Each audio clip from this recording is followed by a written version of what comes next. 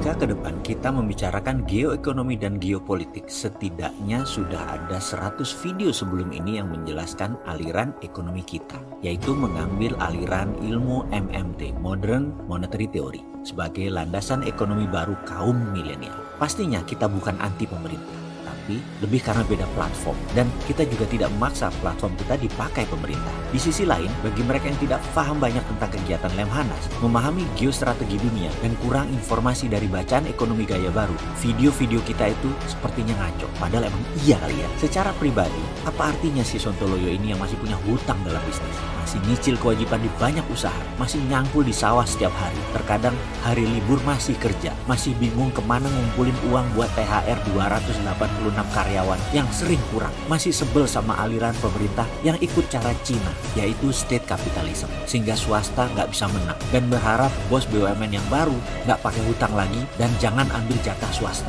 Terus orang kayak gini sok-sokan mau bicara beda platform kelola negara. Belagu bener ya. Bayangkan platform bernegara yang kita anut rasanya sangat Pancasila dan sangat Undang-Undang 45 banget, seperti usulan kita yang masukkan GBHN lagi ke Undang-Undang Dasar. Itu saja pasti kita dihujat. Platform usulan kita masukkan TNI, Polri, ASN, pegawai negeri ke parlemen, ke DPR, ada fraksinya di DPR, itu pasti dihujat juga. Menswastakan BUMN jadi hanya 5-7 holding, di mana 700 dari 800 perusahaan BUMN dijual ke publik agar tidak jadi sapi perah penguasa dan politikus, itu juga pasti dihujat. Meniadakan kartel impor diganti dengan pajak impor juga pasti dihujat. Saran si Sontoloyo untuk Departemen Perdagangan tidak pakai kuota pasti dihujat. Saat ini ada yang namanya kuota impor, jadi yang pegang kuota yang mengendalikan harga. Apa yang terjadi kalau kita ubah? Semua boleh impor asal bayar pajak atau tarif yang mahal. Mampus itu para mafia, karena mafia kan pegang kuota impor. Ya begitulah, kalau mau berubah, yang diubah platformnya, bukan diubah orangnya, bukan diubah partainya,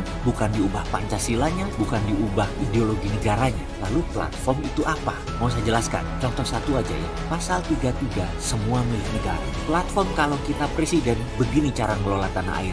Semua lahan milik negara. Pengelolanya hanya kontraktor-kontraktor tambang. Contoh, Toba Bara itu yang ada di Seksi Killer, yang pemiliknya penguasa negara saat ini yang selalu dipakai walaupun belum memberikan kontribusi. Lahannya harusnya milik negara. Toba Bara itu hanya kontraktor, alias hanya pekerjaannya saja yang dia kerjakan. Jangan asetnya dimiliki, lalu dia jaminkan. Negara Indonesia itu menerbitkan SWF, Sovereign Wealth Fund Batubara. Uang hasil menerbitkan SWF buat bayar kontraktor. Katakanlah misalnya $20 per metrik ton. Kita jual batu baranya $70. Negara untung sekitar $50.